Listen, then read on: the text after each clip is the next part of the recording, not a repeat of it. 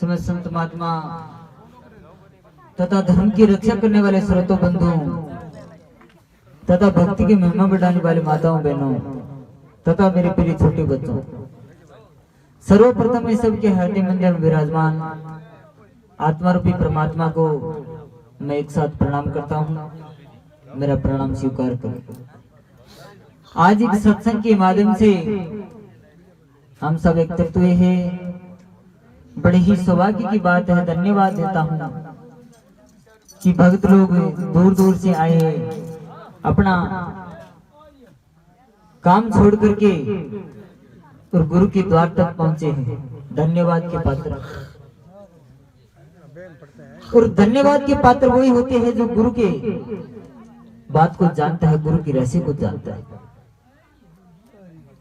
जिसको मालूम नहीं है गुरु की बात को, जिसके जिज्ञासा नहीं है गुरु के प्रति, उसको मालूम नहीं है क्या चीज है, गुरु क्या है, गुरु क्या है, गुरु कहते किसको है, इसका कारण क्या है। लोग गुरु गुरु करते फिरते हैं और गुरु बना भी लेते हैं, लेकिन जीवन में जब तक अपने धारण नहीं किया तब तक गुरु का कोई महत्व नहीं। महाराज ने बहुत ही अच्छा वर्णन किया, पीछे रतन साहिब जी ने बहुत अच्छी बातें बताई। एक भी बात को यदि हम धारण कर ले तो हमारी जिंदगी बदल सकती। अगर एक बात को भी धारण कर लिया तो हमारी जिंदगी बदल सकती है, लेकिन सत्संग में आकर के प्राणी जब तक एक भी बात को धारण नहीं किया तब तक आप एक कोरे कागज की तरह, कोरा कागज की तरह हो, जैसे कोरा कागज होता है उसकी तरह हो। सत्संग में आकर के एक भी बात धारण नहीं किया तो कोरा कागज की तरह हो। इसलिए सत्संग में आए हो तो सत्संग में लेकर के जाना है, लेकर के जाना है और छोड़ करके जाना है। अब छोड़ करके क्या जाना है और लेकर के क्या जाना है। हमें कुक्रम छोड़ करके जाना है, कुक्रम छोड़ करके जाना है, बुरे कर्म छोड़ करके जाना है, और सत्य है जो सत्य बात बताते हैं गुरु महाराज, उसको हमें धारण करना है।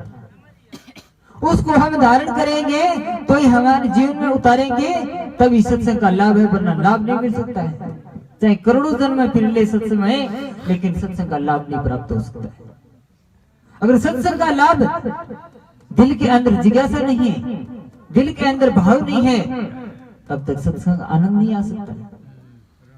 सत्संग का आनंद जब भी आएगा, जैसे भूखे को भोजन मिल जाता है तो उसको भोजन का आनंद आ जाता है, प्यासे को पानी मिल जाता है तो उसको पानी का आनंद आ जाता है, और नींद आने वाले को बिस्तर मिल जाता है तो उसको नींद का आनंद आ जाता है।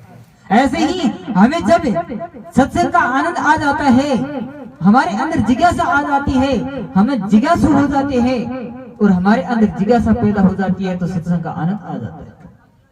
और उस आनंद की अगर महिमा करूं तो उसकी महिमा का कोई बखान नहीं कर सकता, उसकी महिमा का कोई बखान नहीं कर सकता है।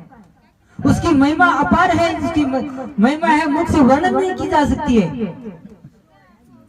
अगर उसकी महिमा का वर्णन करूं तो भी शेष जीव हजार जीवों से यदि परमात्मा की महिमा का गुणगान करूं तो भी तुच्छ नहीं, ऐसा वर्णन।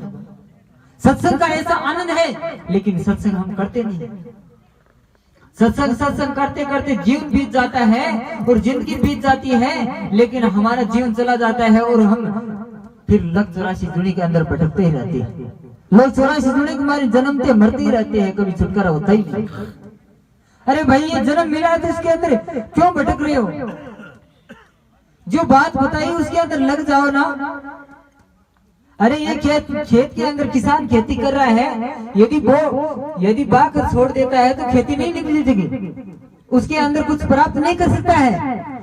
ऐसे ही ये भक्ति रूपी खेती है, और जिसने भक्ति रूपी खेती के अंदर बीज बोया है, शुभ बीज बोया है परमात्मा के